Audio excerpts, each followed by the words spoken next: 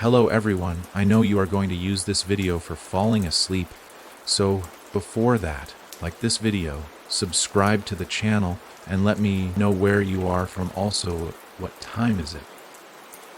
It was the kind of day that felt both ordinary and unsettling. The sun, hidden behind a veil of clouds, cast a pale light over the small town of Mill Creek. The wind had picked up, a chill in the air that made it feel like the world was holding its breath. There was something off about that day, though none of us could put a finger on it. Not yet. Not until it was too late. The woods had always been there, just beyond the edge of town. We had grown up hearing stories about them. Tales spun by old timers at the diner, or whispered by parents who didn't want their kids getting too curious. "Don't go in those woods after dark," they'd say, shaking their heads. "Bad things happen in there." But it wasn't dark. It was the middle of the afternoon. The kind of time when no one expects something to go wrong. So when Adam decided to walk into the woods that day, we didn't think much of it. None of us knew that would be the last time we saw him. I can still remember how we all joked around, gathered near the edge of the woods. The shadows from the trees stretching across the ground like fingers reaching out. Adam was the kind of guy who always pushed boundaries, always looking for a thrill. He had that spark in his eyes, the one that made everyone else feel like they were standing still, while he was always one step ahead, always chasing something just out of reach. "I'll be back in 20 minutes.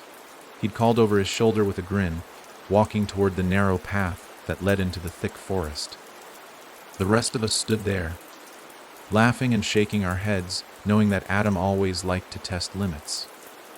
"I'll bet you $10 he gets lost and needs us to come find him," someone said, a laugh in their voice. But no one followed. We didn't think we had to. The minutes ticked by slowly, the wind rustling the leaves, making the woods feel alive. The sounds of birds and insects were muted under the weight of an eerie silence.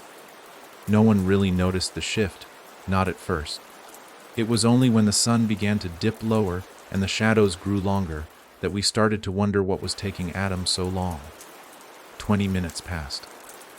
Then 30. By the time 40 minutes had come and gone, unease had settled over us like a thick fog. "He's probably just messing around," someone muttered, but their voice lacked conviction. We all knew something wasn't right. Adam would have been back by now. He wasn't the type to get lost, not in those woods. We'd all wandered through them as kids, daring each other to explore further and further into the darkness. But Adam had always been the one to take it further, to go beyond the path, to push beyond the stories. Another 10 minutes passed. We started to look at each other, eyes wide with growing concern. "I'll go in after him," I said, unable to ignore the gnawing feeling in my gut. But I hesitated, the woods staring back at me with an unnatural stillness. Someone else spoke up. "No, we should wait. He's probably fine. Just give him more time." But it didn't feel right. Adam wouldn't be late like this. Not unless something had happened. We should at least look for him, I insisted. So we did. One by one, we entered the woods, calling his name into the rising wind, but there was no answer. The further we went in, the thicker the trees seemed to get, their branches twisting into shapes that looked like something out of a nightmare. It was as if the woods themselves were swallowing the light, turning it darker and colder with every step. And still, no Adam. We pushed deeper, but there was no sign of him. No footprints, no broken branches, no trace of where he had gone. It was as though he had just vanished into thin air. My mind raced. It wasn't possible. He couldn't have just disappeared. We searched for what felt like hours, calling out, searching every inch of the forest. But the only sound was the wind, howling through the trees like a warning. It wasn't until we reached the heart of the woods that we found something. It was a small clearing, an area where the trees opened up and the ground was bare. In the center of it was something that stopped us all in our tracks: Adam's backpack. Lying there in the dirt, abandoned. There was no sign of Adam, just his bag, the straps frayed and the zipper slightly open, as though he had been interrupted in the middle of something. We gathered around it, too stunned to speak, too afraid to touch anything. "What the hell?" Someone whispered, voice trembling. "Where is he?" We all looked at each other. The same thought creeping into all our minds. He couldn't have just left it here. He wouldn't have left his bag behind without a reason. Now the chain dangled uselessly. The chair had been pushed aside, and the door swayed slightly like it had only just been nudged open. Like someone had been here. Or worse, like someone still was. I didn't breathe, didn't move. I just listened. And then I heard it. Not footsteps, not voices, breathing, coming from the hallway, low and ragged. Like whoever, or whatever, had come and hadn't gone far. Like they were standing just beyond the kitchen doorway, waiting for me to make a sound. I backed into the corner, clutching the knife tighter, wishing it was something more useful. A gun, a bat, a miracle. Anything but this stupid, shaking piece of stainless steel. The breathing got closer. I couldn't see anyone, but I felt him. The air got heavy, dense, like the walls were pressing in around me. My skin buzzed like it was full of static, and somewhere deep inside, a part of me knew he was in the room with me. He had crossed whatever boundary had been keeping him out, and now I was really alone. I didn't think. I just ran. Out the door. Down the stairs. Barefoot, half-dressed, knife still in my hand. I didn't care. I didn't even lock the door behind me. What was the point? He was already inside. The street was still empty. Still wrong. The world didn't feel real anymore. The sky was overcast in that too perfect way, like someone had paused the clouds. No cars. No people. No birds. Just that same dead silence stretching in every direction. I ran 3 blocks before I saw a gas station. The lights were on. The sign buzzed faintly above the door. It looked normal. Too normal. But I had nowhere else to go. I burst inside and slammed the door shut behind me, clutching my knees as I tried to breathe. The clerk behind the counter looked up, startled. Middle-aged guy, thick glasses, orange vest. "You okay?" he asked. I opened my mouth, but no sound came out. I nodded, even though I wasn't. Even though I was probably the farthest thing from okay anyone had ever seen. I went to the far end of the store, behind the snacks aisle, and crouched down, trying to make sense of things. My mind was full of white noise and fragments. The mirror. The whisper. The door. Let me in. I should have run a long time ago. Not just from the apartment, from the city, from everything. But it was too late for that. I could feel it. This wasn't about running anymore. This was about him. And he didn't care about doors. He didn't care about distance. He had found me again. Even here.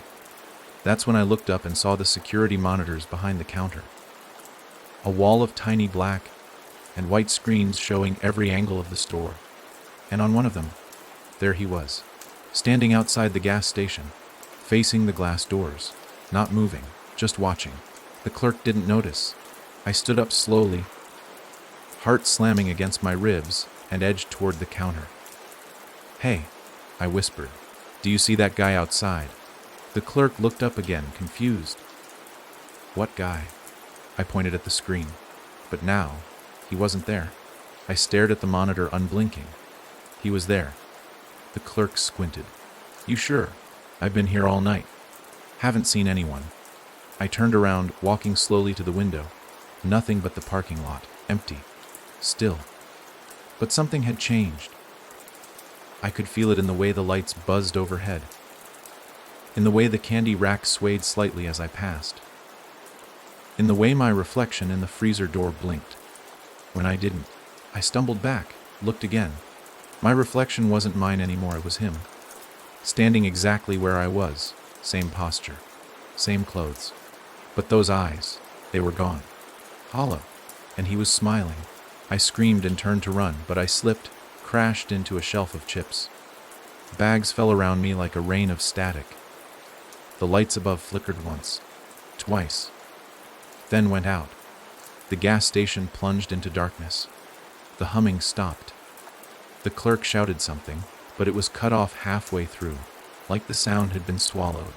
I scrambled to my feet in the pitch black, knife out in front of me, every breath tight and sharp. Something brushed past me. Cold, heavy, like a shadow that could touch you. Then, right next to my ear, "You let me in." I ran.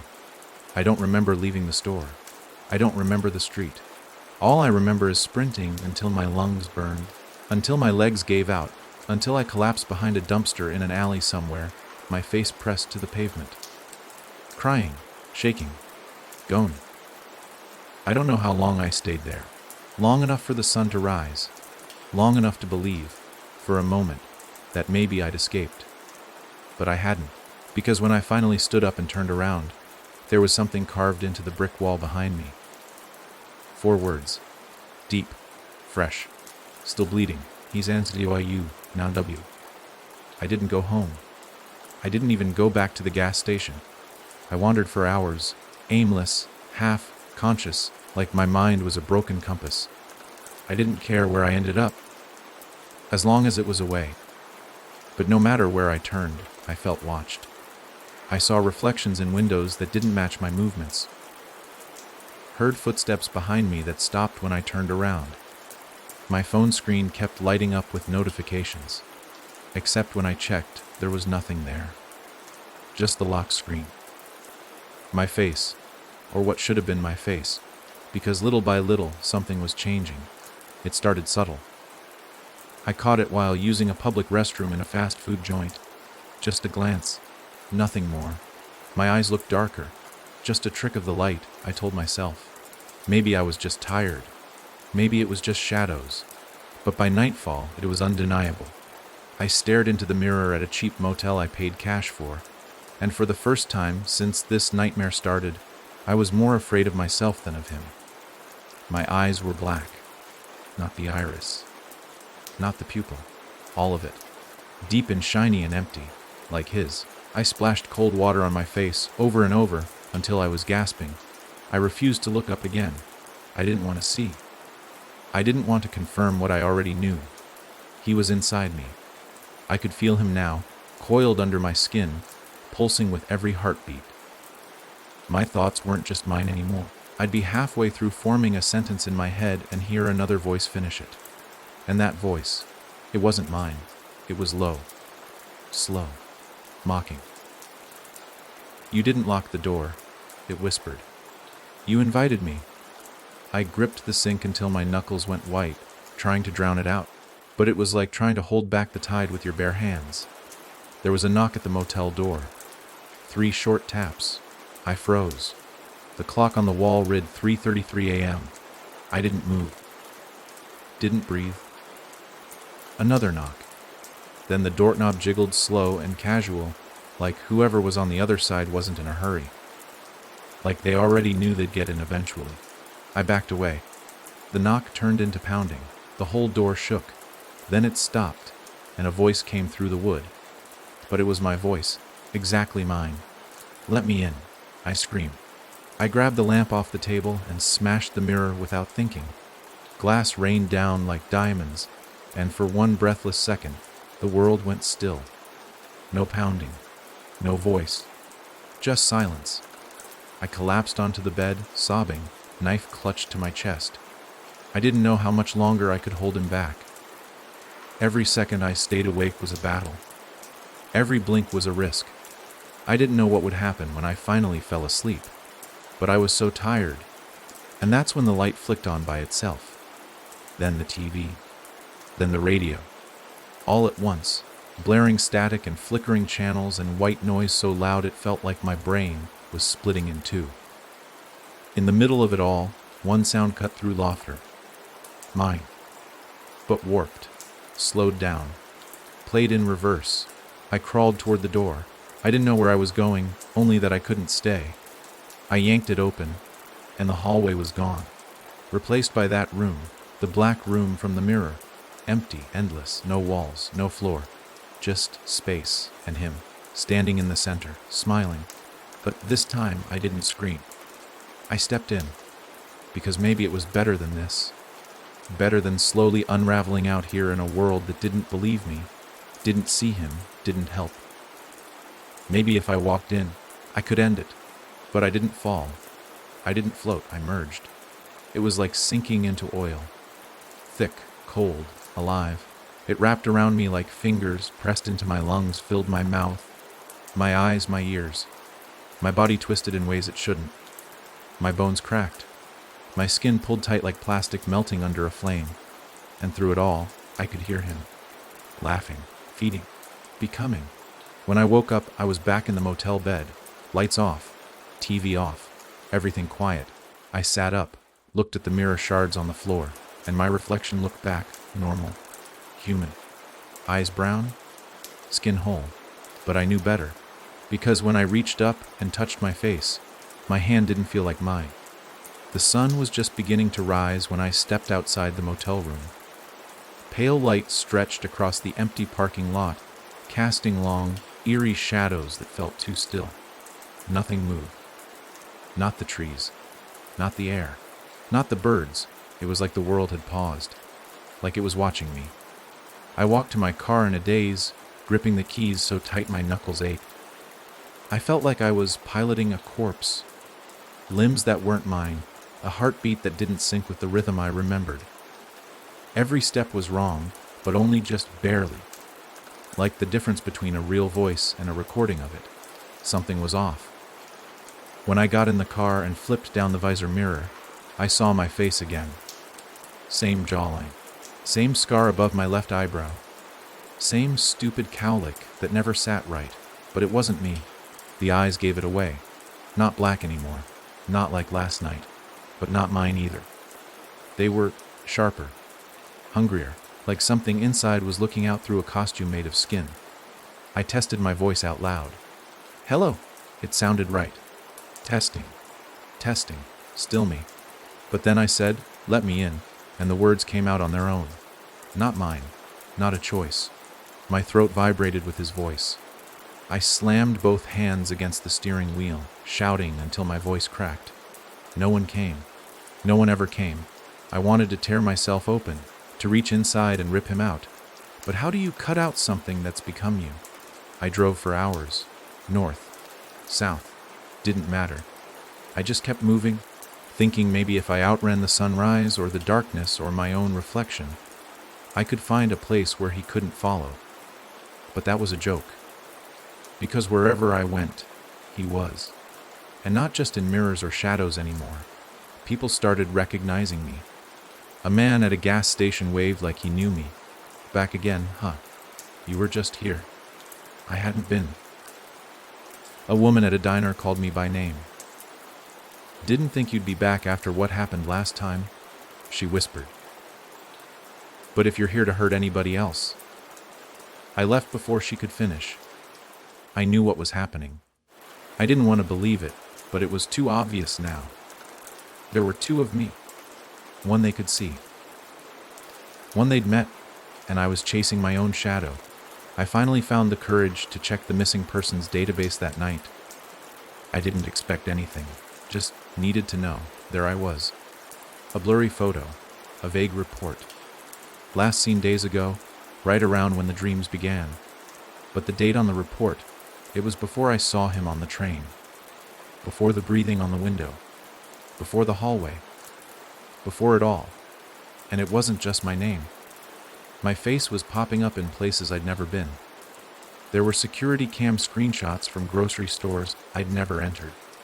A clip from a mall where I walked past someone and whispered something that made them drop their phone and run. Forums online were buzzing about the man who knows your name before you say it.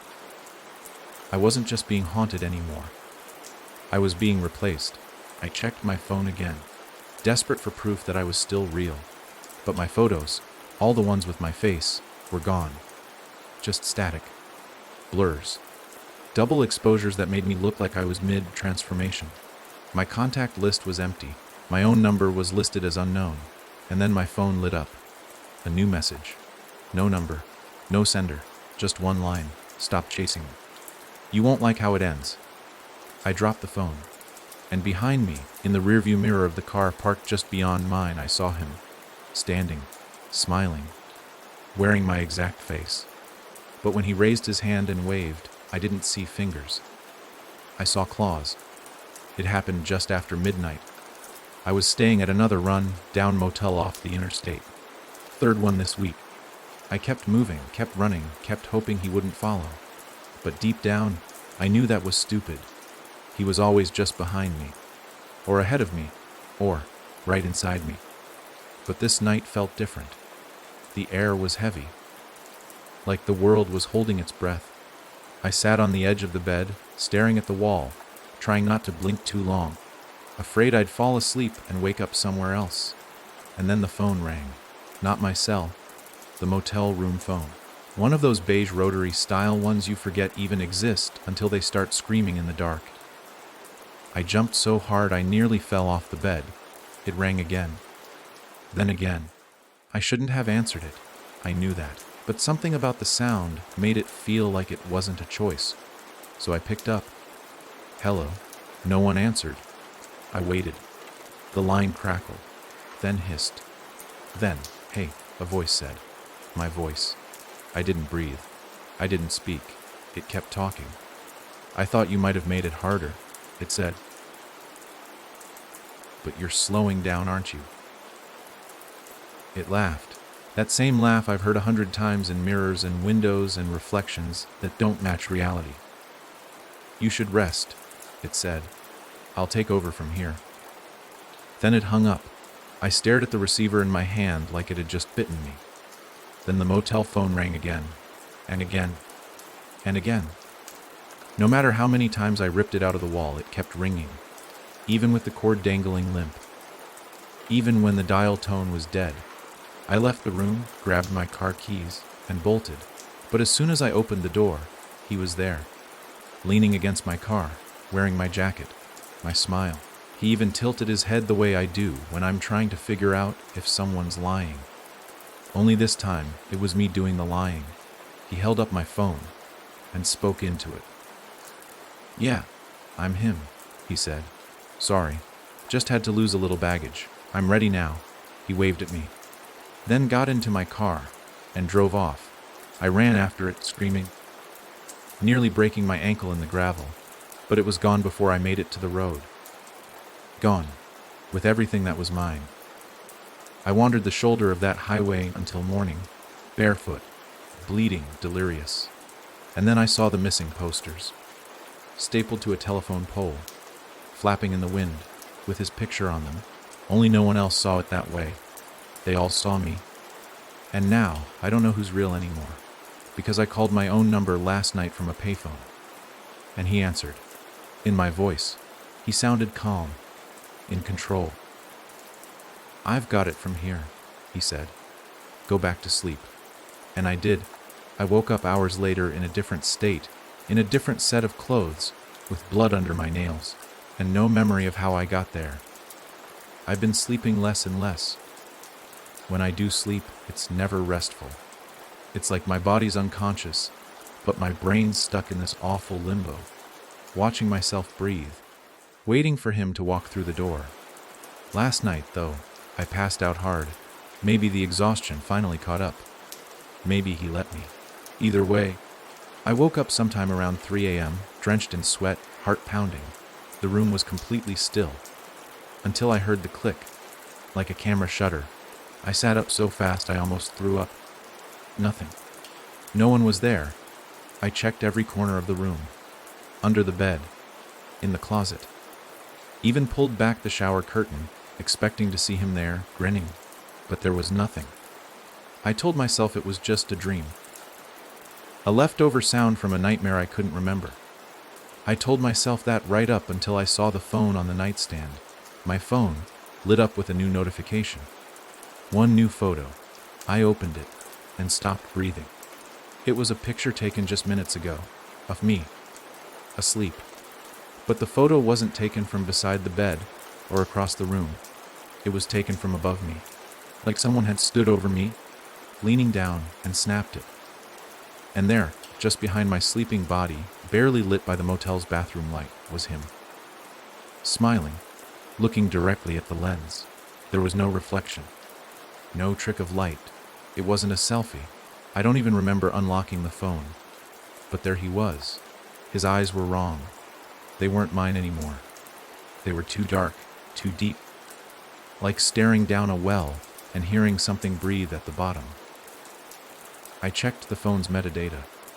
The photo had been taken 3 minutes before I woke up, and worse, the file name wasn't random, not some numbered string like most photos. It was labeled Dioma Uo Ramamambiarno Dub Jepi. I tried deleting it. It wouldn't go. The photo just kept duplicating, filling my gallery. The same image over and over and over. Then my phone rang. Private number. I didn't answer. But the voicemail came through immediately.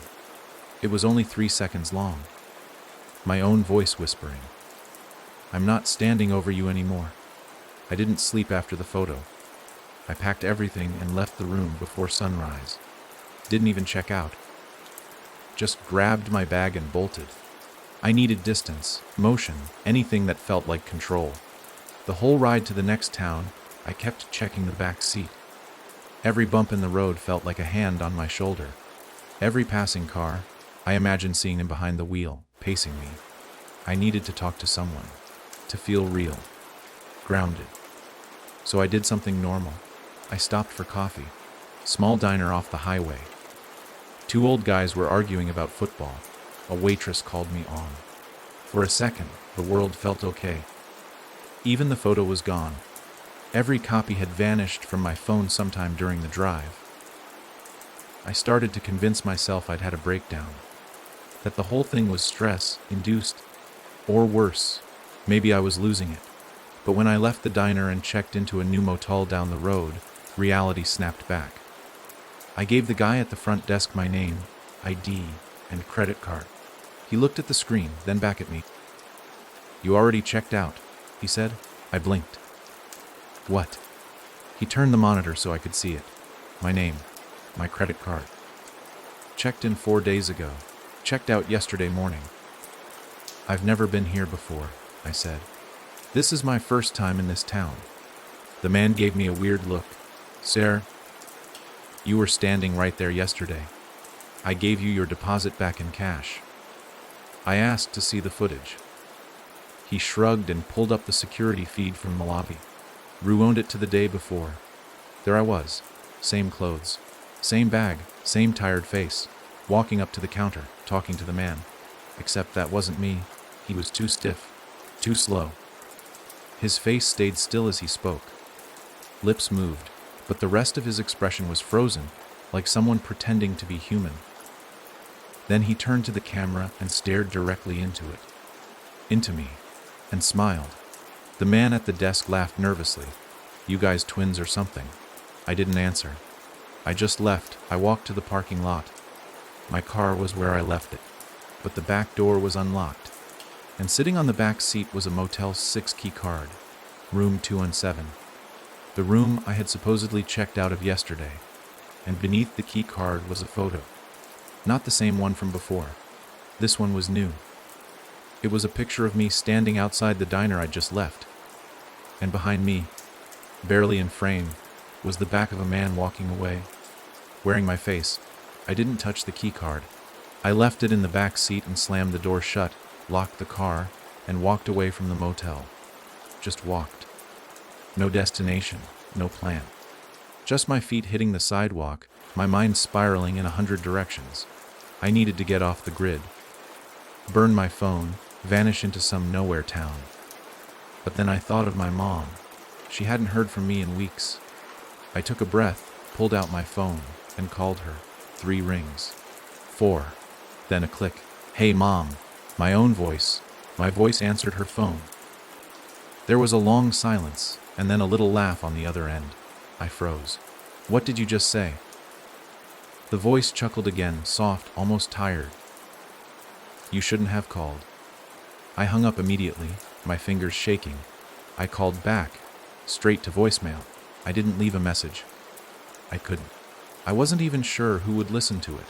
I tried her landline. No answer.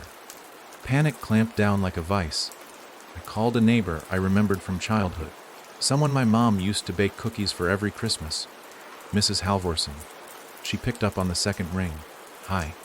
This is her son. Have you seen my mom? Oh, honey, she said gently. You just left here an hour ago. You told me you were headed back to the city. My mouth went dry. I haven't seen her. You not in months. A pause. No, you were here. You brought her groceries. Even gave me a hug on the way out. My legs buckled, and I sat hard on the curb. I didn't remember any of that. I hadn't been home.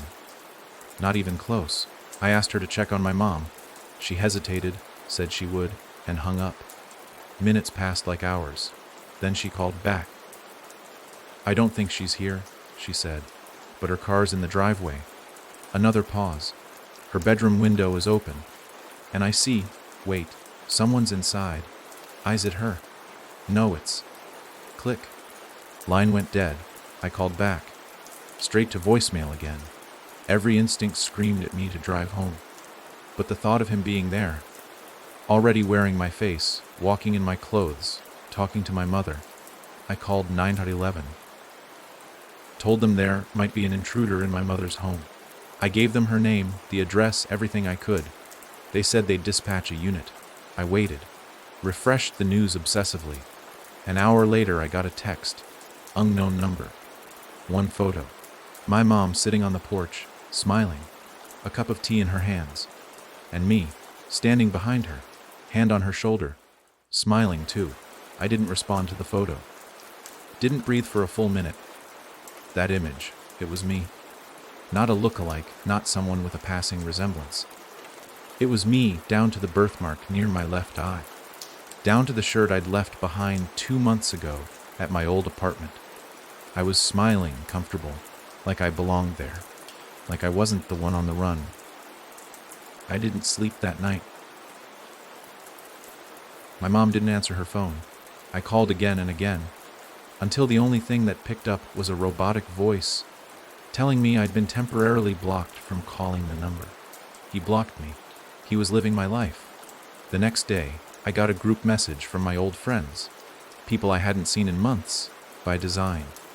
Group chat, the old crew. Alex, yo, bro. Wild seeing you the other day. Didn't know you were back in town. Brandon, you still owe me $20 for that beer pong bet, Jess. You seriously ghosted us, and then just show up like nothing happened. We forgive you, though. That pizza night was awesome.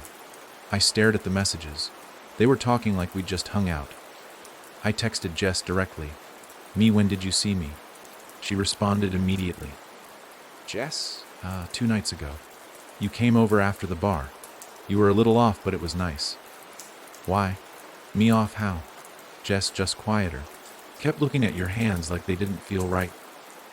Thought you were high or something, lol. I nearly dropped the phone. I hadn't left the motel that night.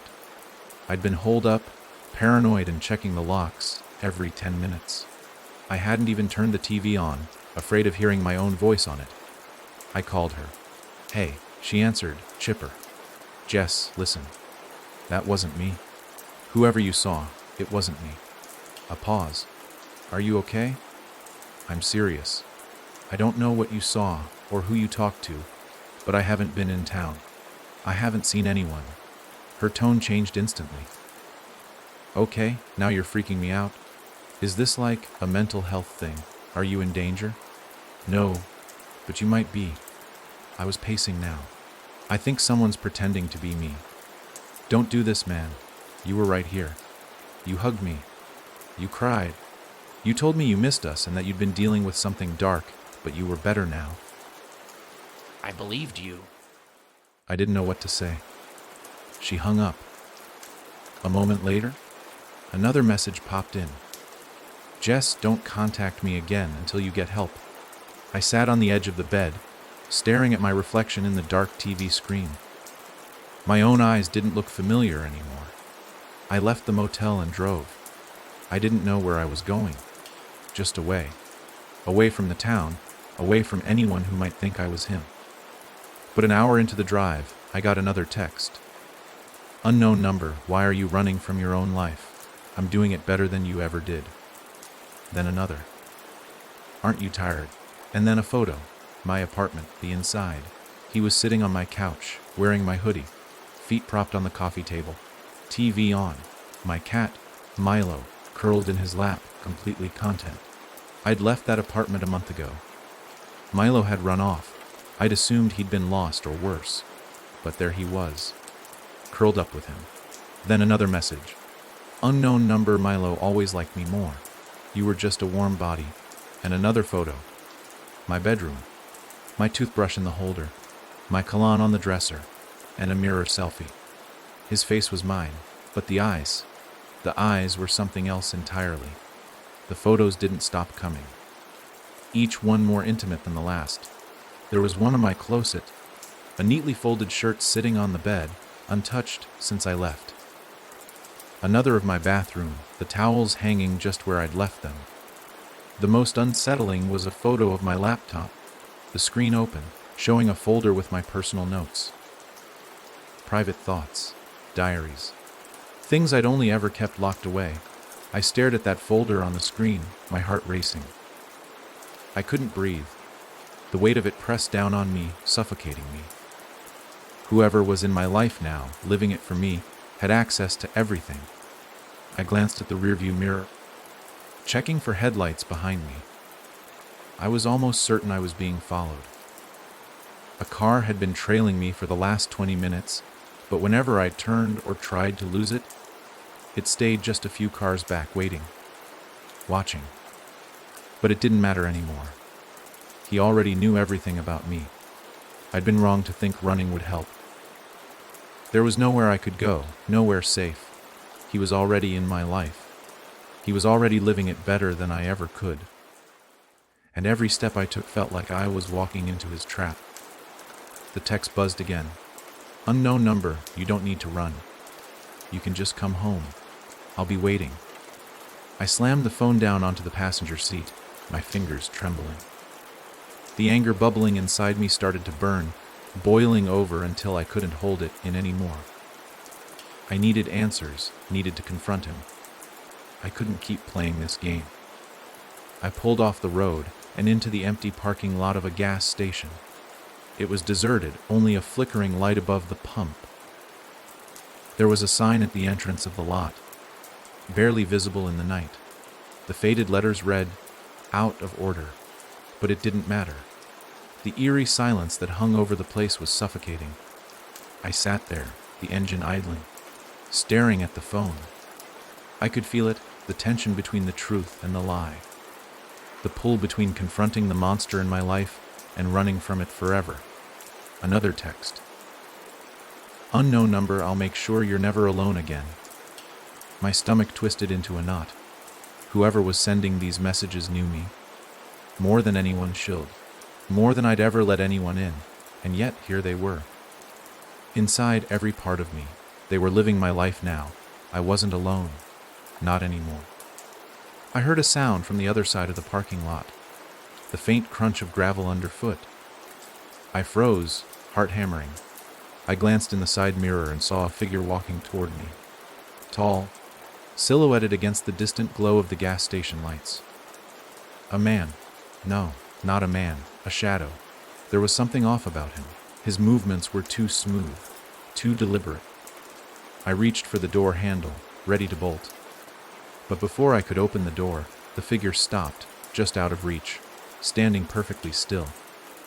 I didn't know who it was, but I had a feeling it was him, the person who had taken my life. A voice, quiet but chilling, cut through the air. Don't run. I froze, my breath catching in my throat. The voice was mine, but twisted, like it was coming from someone else's mouth. I could barely make out his face in the shadows, but the faint glimmer of the streetlight illuminated something that made my blood run cold. His eyes. His eyes. They weren't like mine. They were colder, like the reflection of the moon on ice. Empty. The silence stretched between us, unbearable. Then he spoke again, stepping closer. You're still fighting it, aren't you? I already have what I want. All I need is you to accept it. I could barely hear him over the thudding of my own heart, pounding against my ribs. Why are you doing this? His lips curled into a smile, the same smile I'd worn 100 times before. Because I'm better at being you than you ever were. The words hit me harder than any punch ever could. He knew my every weakness, every flaw, every crack I tried to hide, and he was using that knowledge to pull me apart, piece by piece. He'd become me so completely that I didn't even recognize myself anymore. Come home, he whispered, his voice low and guttural. Come back. It'll all be waiting for you. I didn't answer him. I couldn't. The weight of it all pressed in, suffocating me. He laughed softly, and for a moment, I thought I might break. And then, he disappeared, vanished into thin air. For a long moment, I didn't move, didn't breathe. I couldn't shake the feeling that the thing I feared the most wasn't that I was being followed, or even that he'd stolen my life. It was that he was always one step ahead of me.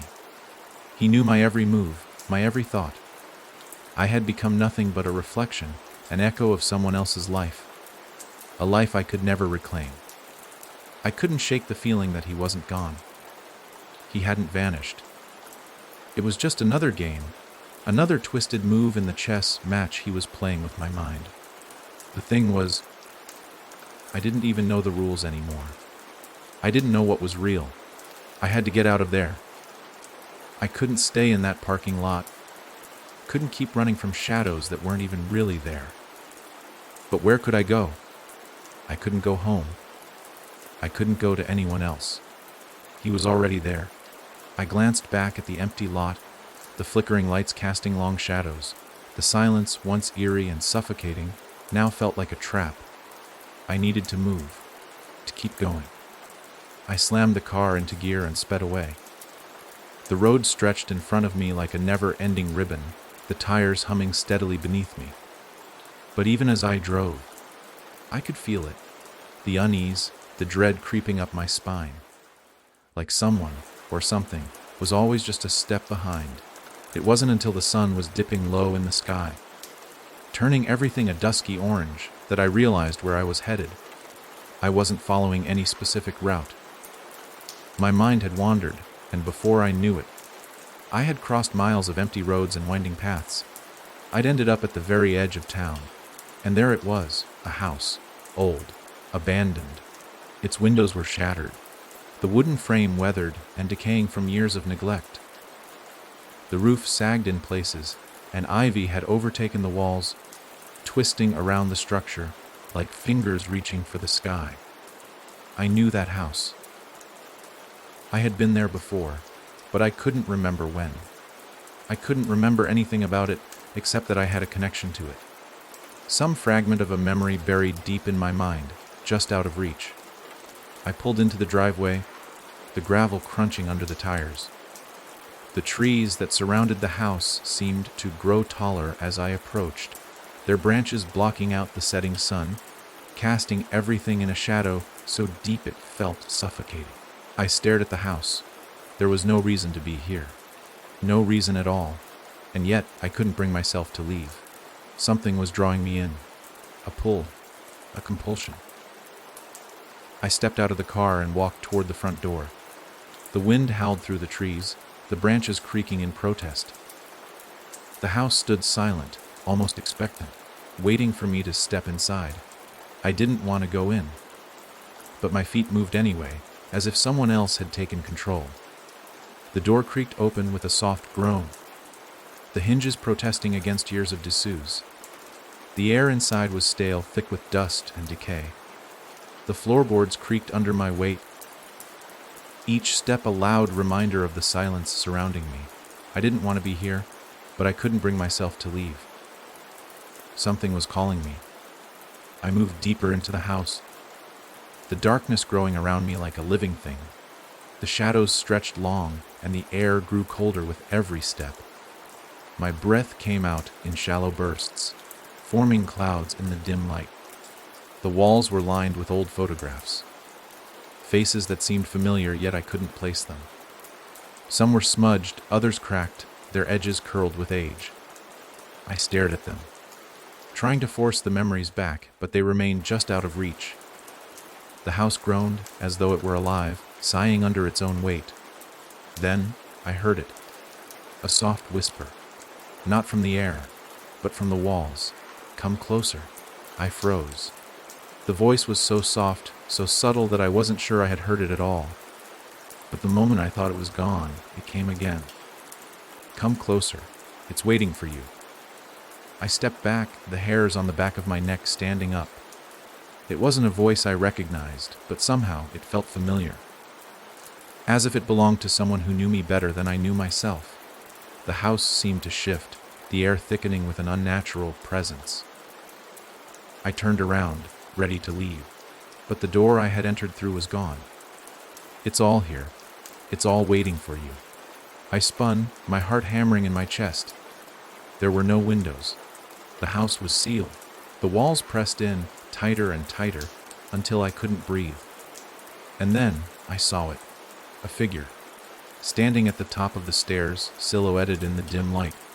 I couldn't move. My body was frozen, my legs unable to carry me. But my eyes, they couldn't look away. The figure stepped forward, its footsteps silent against the old wood. It moved with a grace that felt unnatural, a fluidity that didn't belong in this place. "You know me? You remember?" The voice was clearer now, stronger. It was mine. But not. The figure was me. But it wasn't. I could feel my breath hitching in my throat. I wanted to scream, but no sound came. It wasn't just the way it looked. It was the way it moved, the way it held itself. As if it had taken everything I was and twisted it, contorted it into something wrong. It smiled, a smile that mirrored my own. But it was different. Twisted, hollow. And then it spoke. "I've been waiting for you." I didn't know what to do. I didn't know what it wanted. But I knew one thing for sure: I wasn't alone in this house. He had been here all along, watching, waiting, and now I had stepped right into his world, and there was no way out. The air grew heavy. Every breath felt like it was being dragged from my lungs, each inhalation a struggle to get air into my suffocating chest. The figure at the top of the stairs, me, continued to smile, its features so familiar and yet so alien. The way it stood, the way its eyes bored into mine, made my skin crawl. I took a step back, my legs trembling beneath me. The floor creaked in protest as I moved, but I didn't care. I had to get out of there. I had to leave. But as I turned, I saw the door, the one I had entered through, was no longer there. The hallway stretched into darkness, the walls closing in around me, the oppressive weight of the house pulling at my sanity. I was trapped. "You can't leave," the figure said, its voice echoing in the oppressive silence. The words felt like they were coming from inside my head, as though the house itself were speaking through it. I stumbled backward, my heart pounding in my chest. My body was frozen in place, my mind screaming at me to run, to do something, anything. But my legs refused to move. I reached for the nearest wall, my hand brushing against the cold, damp surface. The house groaned in response, a deep, mournful sound, as if it were alive and watching. I couldn't tear my gaze away from the figure. It began to move down the stairs, its steps slow, deliberate, each one echoing in the stillness of the house. My breath quickened as it approached, its smile widening. "I've been waiting for you," it whispered again. "We've always been waiting." I wanted to scream. I wanted to run, but my legs wouldn't cooperate. The house, the thing, it was pulling me in, trapping me in this nightmare. Suddenly, a noise broke through the tension. A soft, almost imperceptible sound that made my blood run cold. It was the sound of glass shattering. I turned toward the source of the noise, my eyes wide with terror. At the far end of the hallway stood a large, antique mirror. It had been cracked. Webbed fractures ran across its surface, distorting the reflection in a way that made me dizzy. But it wasn't just the cracks that caught my attention. It was the thing standing in the reflection. It wasn't me. It was the figure. The twisted, hollow version of myself. Standing in the mirror, its smile impossibly wide, its eyes dark and vacant. I gasped, stumbling backward, my body instinctively recoiling from the glass. But as I did, I saw something else. Behind me, in the reflection, was another figure. A shadow flickering at the edge of my vision. It was barely there, like the afterimage of something that should not have been. But it was real. I could feel it, pressing against the glass. I spun around expecting to see something. Anything. But the hallway was empty. Only the mirror remained, its surface glistening in the dim light. The figure, my reflection, moved, its eyes locking onto mine, and for a moment, I thought I saw something else in its gaze. Something like recognition. A connection. And then, without warning, the reflection reached out, its hand pressing against the surface of the glass. As it did, the cracks in the mirror spread, growing longer and deeper, like veins running through the very heart of the house. I froze, staring at the reflection as it smiled even wider, its teeth sharp. Its face twisted with something far darker than I could comprehend. "It's not just me." The voice whispered, its tone dark and hollow. "It's always been us. Always." I didn't understand. I couldn't. My mind raced, trying to make sense of what was happening, but it was impossible. The reflection, me, the house. They were all part of something bigger. Something that had been waiting. Something that had always been there, lurking just beneath the surface of my mind. I backed away from the mirror, my heart pounding in my chest. My feet finally obeyed, and I ran. Ran without thinking, without direction. I didn't care. I just needed to get away from that thing, from the reflection, from whatever this house was.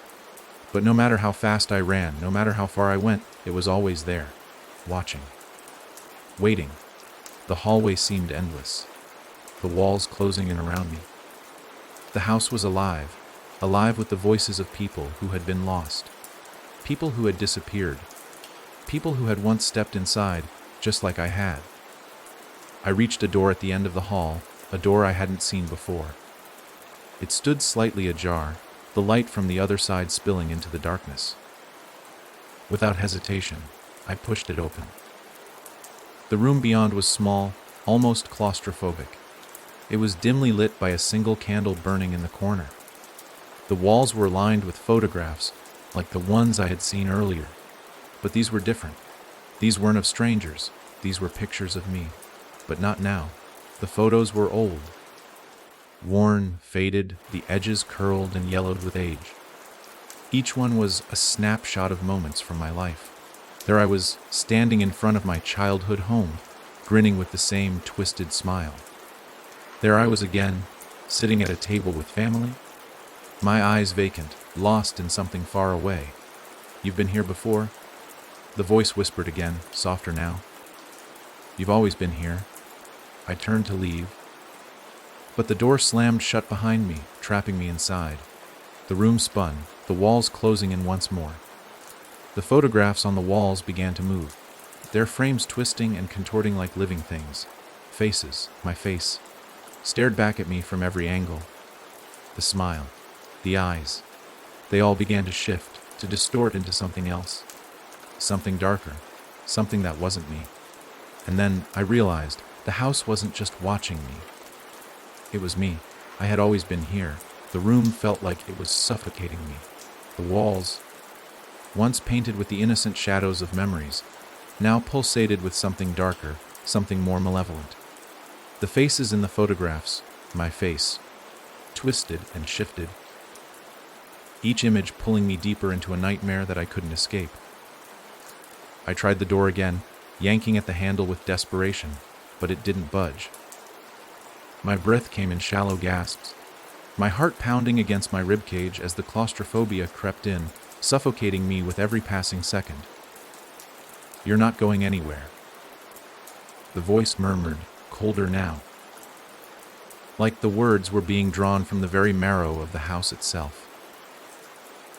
It was the same voice I'd heard for what felt like an eternity, and yet, now it seemed to come from everywhere. From the walls, from the photographs, from the very air. You belong to us now. I stumbled back from the door, my mind racing. What was happening? Was this part of the house? Had I been drawn into it, into its dark, twisted heart? A memory, no, a feeling flickered in my mind. Something distant, something buried deep. The faces in the photos, they were mine. But they weren't mine. They were distorted versions of me. Versions that didn't belong in this world. Versions that had been twisted, warped by this place. I ran to the corner of the room, where the candle flickered faintly, casting long, jagged shadows on the walls. As I looked around, I saw something I hadn't noticed before. Beneath the photos, hidden in the shadows, were words, scratched into the wood with deep, jagged lines, as though someone had used their nails to carve them. Help me. The words felt like a plea, a cry for salvation. But from who? From what? No one's coming to save you, the voice said again, now with a sharp edge, like it was mocking me. You are the one who will save us. Save them. The words didn't make sense, but the more I looked at them, the more they started to resonate. I had been here before, hadn't I? No, not just here, in this house, but in this room, in this very space with the photos of me and the words carved into the wood. I knew this place. I remembered it. And then, as if the house were reading my mind, the truth hit me with the force of 100 freight trains. The memories crashed over me all at once, and I could barely hold on to my sanity as they flooded my thoughts. This wasn't my first time in this room. No, this wasn't my first time in this house. This wasn't my first time here. I had been here before, over and over again. The house, the figure, the photographs. It had all been a part of a twisted cycle that never seemed to end. The faces in the photos were different versions of me. The me who had come to this house, just like I had and never left. I had been them. I had become the thing that had trapped me here, over and over again. You were always one of us, the voice whispered again, and this time it sounded almost familiar, as though it were a part of me. We've been waiting for you. It was true. I wasn't the first. I wouldn't be the last. And as the realization settled in, I felt a cold, hollow emptiness settle into my bones. The house had been waiting for me, not just to bring me here, but to become me. To take me into its darkness, to swallow me whole, and make me one of its lost souls. I sank to my knees, the weight of the revelation crushing me. There was no escape. There never had been. The house was alive, a living, breathing thing that fed on the lost, the forgotten, the broken. I was just another piece in its puzzle, a puzzle that had no end. And as I sat there, the darkness began to swirl around me. The photographs twisted, contorted, and began to move. They weren't pictures anymore. They were windows, windows to other versions of this room, of this house. And through each window, I saw myself. Different versions of me, twisted and broken, all trapped within the same cycle. We'll be waiting for you, the voice said one final time. And then, everything went black. I awoke to a stillness that was unlike anything I had ever known. The air was thick with the weight of something I couldn't name, like it had been suspended in time, holding its breath. The cold that had once permeated the house had settled into something deeper. A bone, deep chill that clung to my skin, to my thoughts, to my very soul. I sat up, but the movement felt unnatural, like I was being dragged against my own will. I was no longer in the room with the photographs. In fact, the house seemed different now, as though it had grown, stretched, and morphed around me. The walls were darker, the air heavier, and the silence was oppressive, suffocating. For a long moment, I did nothing but breathe, listening to the rhythm of my breath, steady but strained. It was the only sound that dared to fill the air, and even that seemed to echo in ways it shouldn't. I looked around, trying to piece together my surroundings. The floor beneath me was cold, bare wood, smooth and worn. The walls, once covered with the flickering images of distorted faces, were now bare, no photos, no markings. But there was something else, something more. A faint sound reached my ears, a creaking like a door opening. Slowly, cautiously, I stood up, my body stiff as though it had forgotten how to move properly. The sound seemed to be coming from somewhere deeper in the house, from the very heart of it. Against my better judgment, I moved toward the source of the noise, drawn to it like a moth to a flame. With every step, the house seemed to shift, as if the very ground beneath me was reshaping itself. The walls bent and groaned, and the air grew thicker, denser, until it was nearly impossible to breathe. And then I saw it. A doorway, half hidden in the shadows, the door slightly ajar. It beckoned to me, its darkened frame offering no promise of safety, no hope of escape. Yet, I couldn't resist. I had to know what was on the other side. I pushed the door open, and the creak it emitted was louder than anything I had ever heard. It was a sound that didn't belong in this world, a sound that seemed to echo across time and space. The room beyond the door was unlike any I had seen before, at least, any I remembered. It was a library, but not like the ones I had seen in books or movies. This one was ancient, its shelves stretching high into the shadows. The air was thick with dust, and the scent of old, decaying paper filled my nose. The walls were lined with books, but they were different. Some were cracked open, their pages yellowed and brittle, while others were bound in strange, unfamiliar leather, their spines etched with symbols I couldn't read. I stepped into the room, the sound of my feet on the wooden floor sharp and unnatural in the silence. As I moved further inside, I noticed that there was something else, something alive, in the room with me. The shadows seemed to shift, to twitch in the corners of my vision. At first, I thought it was just my mind playing tricks on me, but the longer I stared, the more I realized it wasn't. The darkness moved. It watched. I backed away, my heart racing, my body trembling with the knowledge that I wasn't alone in this place. Something was in the shadows, waiting, watching, and I wasn't sure if it was alive or if it was something older, something that had been here long before me. Suddenly, I heard it again, the sound of something moving, scratching at the walls, pulling itself through the floor. The noise came from the farthest corner of the room, where the darkness was thickest. I could barely make out the shape of something there, something that moved too quickly, too unnaturally, for my mind to process. It was the figure, the one that had been following me, haunting me, pulling me deeper into this nightmare. Its form was a blur, shifting in and out of the shadows, its presence suffocating and suffused with malice. "You shouldn't have come back," the voice whispered, cold and hissing, like it was coming from everywhere and nowhere at once. "You belong to us now." I wanted to scream, to run, but my legs wouldn't move. I was frozen in place, unable to escape the grip of the house, the pull of its darkness. I could feel it closing in around me, suffocating me, but I couldn't breathe. My chest tightened, my throat constricted, and I felt my vision narrowing, the edges of the room turning black.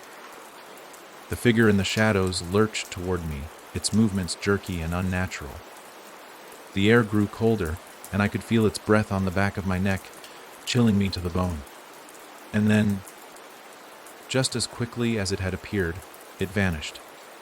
The shadows receded, the room returned to its eerie silence, and I was left standing alone in the center of the library, my heart thundering in my chest. I didn't know how long I stood there, lost in my own fear, but eventually the house seemed to settle. The darkness no longer pressed in on me, and the eerie presence faded. But I knew it was still there, lurking, waiting. I turned and ran from the library, not looking back, not daring to. I could feel the pull of the house, the way it wanted to drag me deeper into its heart, into its twisted embrace. But I wasn't ready to give in. Not yet. But the more I ran, the more I felt it closing in. The walls seemed to shift, to stretch and contort, pushing me back toward the center of the house. The doorways became fewer, the hallways longer, and every step I took seemed to echo louder in the silence. I was running in circles. Trapped. The darkness was closing in. And then I heard the voice again, soft and insidious, like a whisper that wrapped itself around my very soul. There's nowhere to hide. The walls shuddered, and I realized, with a sinking feeling in my chest, that it wasn't just the house that was alive, it was me. I had become a part of it, and the more I fought, the more I struggled to escape, the more it would tighten its grip. The house wasn't just a prison, it was my home, and I wasn't going anywhere. I couldn't breathe. The house, my prison, my home, was alive with a force far older and more malevolent than anything I had ever imagined. Every step I took, every breath I tried to draw, felt like an act of rebellion. But with each act of defiance, the walls seemed to grow tighter, the air heavier, and the presence watching me more pronounced. I couldn't escape. The doorways, those once welcoming, simple wooden frames, had twisted into impossible shapes, leading nowhere but deeper into the house. The halls had stretched, pulling me in like a maze designed with no exit in mind. It wasn't the house I had known, nor was it the house I remembered. It was something else now. Something hungry. Something that wanted me. The darkness I had felt earlier was a living, breathing entity, seeping into the very fabric of the house. It moved with a quiet, unnerving purpose, a force that whispered promises of despair and madness. There were no more comforting flickers of light in the corners of my vision, no more remnants of the photographs, the faces staring back at me. Everything had become swallowed by the night. I stumbled down a narrow corridor, my hands pressed to the walls as though they might help guide me out, but they only grew colder the longer I touched them. The whispers grew louder. They were coming from everywhere, from inside my head, inside the walls, inside the very air I was breathing. You can never leave. The voice came from everywhere and nowhere, just like before, and yet it sounded different this time. It was no longer the mocking tone I had grown accustomed to. No, this time it was pleading, begging. It was as if the house was trying to warn me, trying to tell me something I was too afraid to understand. I pressed on, the walls closing in around me with every step. My pulse quickened, my breath shallow and panicked. Every part of me screamed to run, to find the way out, but the truth was I was lost, so lost that I didn't even know if an exit still existed. And then, I saw it, a door. A single wooden door at the end of the hall. It stood out from the rest, untouched by time or darkness, glowing faintly as though calling to me. I wasn't sure why, but something compelled me to walk toward it. Something inside me, perhaps my own desperation, pulled me forward, even though every instinct I had screamed that I should turn around. I had learned enough by now. The house didn't give you what you wanted, it gave you what it wanted. But still, I reached for the door handle. The cool metal of it sent a shiver down my spine as I turned it. The door opened, creaking on its hinges as though it had been waiting for me. What lay beyond wasn't what I expected. The room I stepped into was a mirror image of the hallway I had just walked down. The walls were identical, the same pale, cracked wood, the same oppressive air. But something was different. In the center of the room stood a single large mirror, its surface perfectly smooth, reflecting the dim light of the hallway beyond. I moved closer, my reflection staring back at me. But as I looked into the glass, something in my chest tightened. There was a movement behind me, an empty movement, something that shouldn't have been there, and for the first time, I realized that what I saw in the reflection wasn't just me. It was something else. I blinked, my breath catching in my throat. The figure that stood behind me was no longer the hazy, shadowed thing that had haunted me from the corners of the house. This time it was clear, distinct. The face that stared back at me in the reflection was my own, yet it wasn't. The eyes were darker, the expression twisted into something cold and cruel, as if mocking me for even daring to think I could escape. I spun around, but there was no one behind me. Only the empty, oppressive air of the house. When I turned back to the mirror, the figure was gone, replaced by the same reflection of myself I had always known. But the damage had been done. I had seen it, the truth that had eluded me for so long. The house didn't just trap people physically, it trapped their very essence.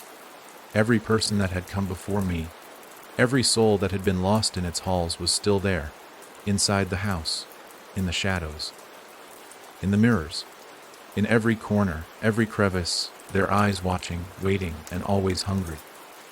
I stepped back, my legs trembling beneath me. The walls seemed to close in tighter, pressing in with an almost suffocating force. The whispers began again, louder this time, and they weren't just voices anymore. They were memories. Echoes of everyone who had ever walked this same path before me. You'll never leave. You're one of us now. I wanted to scream, to claw my way out of this place, but I knew it was useless. The realization hit me harder than anything before. I was never going to leave. I had become part of this house. I had always been part of it. I reached for the door, but it slammed shut before I could touch it. I pounded on the wood, my heart hammering in my chest, but the door didn't budge. The house was holding me inside, keeping me with the others, with the things that had once been people. And in that moment, I realized that the house didn't want me to leave because I was never meant to. I had been brought here for a reason. I was a part of the house now, a part of its story, its endless, shifting nightmare. I fell to my knees, my body racked with sobs that choked me, but even as I cried, I could feel it. The darkness, the weight of it, surrounding me, pushing me down. And I knew, with a sickening certainty, that the house had claimed me. I wasn't just trapped. I was the last part of the puzzle, the missing piece. And as the whispers grew louder, I knew that there was no escaping now. I had joined them. The house had won.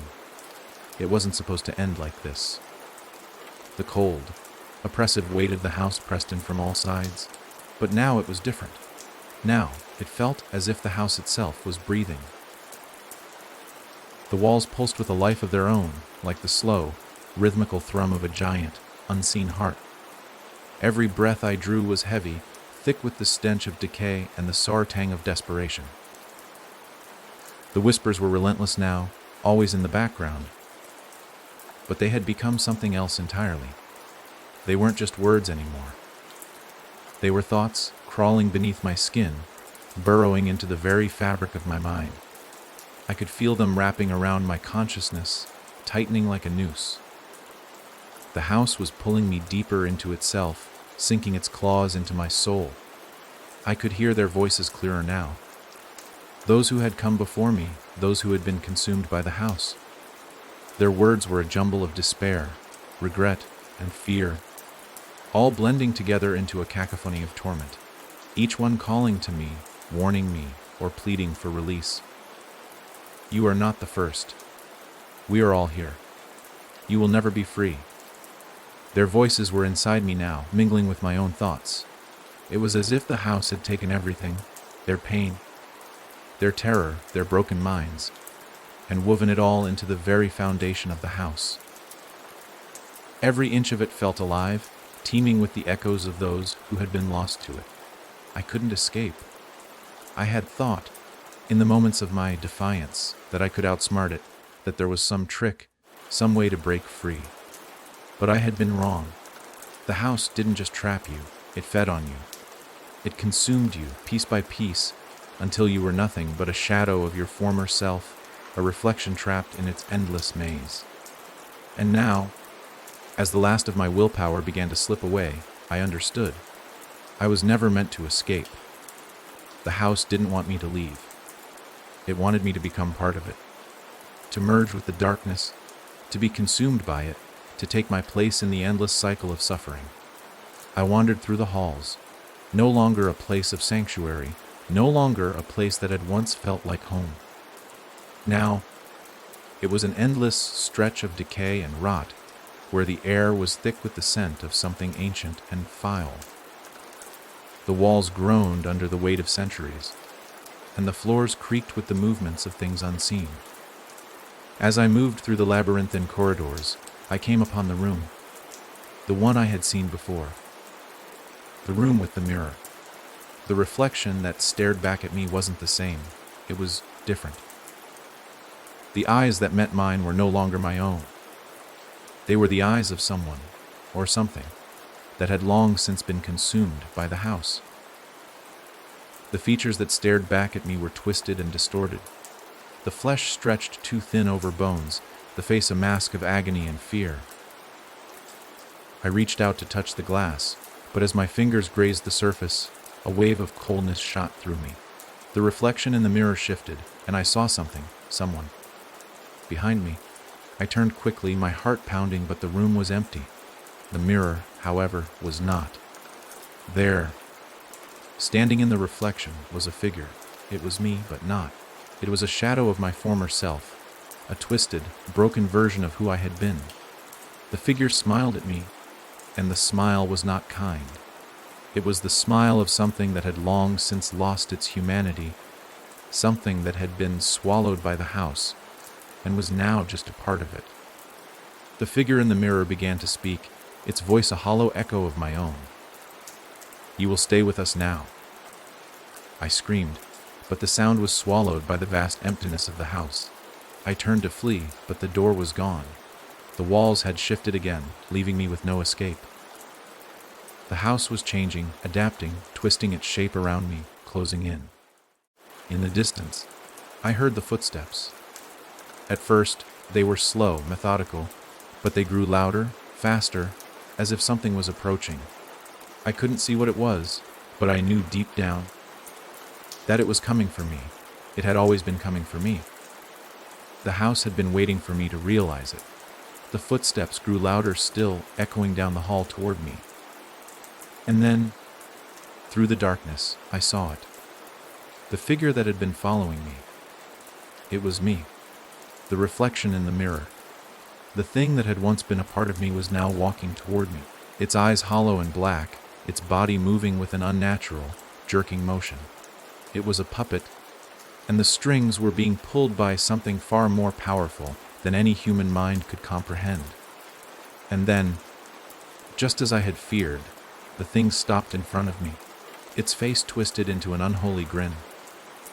"You are one of us now." Its voice echoed in my mind, and I realized with a sickening certainty that it wasn't just a reflection. It wasn't just a shadow. It was me. The house had taken me body and soul, and I was no longer whole. I reached out to it, but my hand passed through it like smoke, like nothing more than an illusion.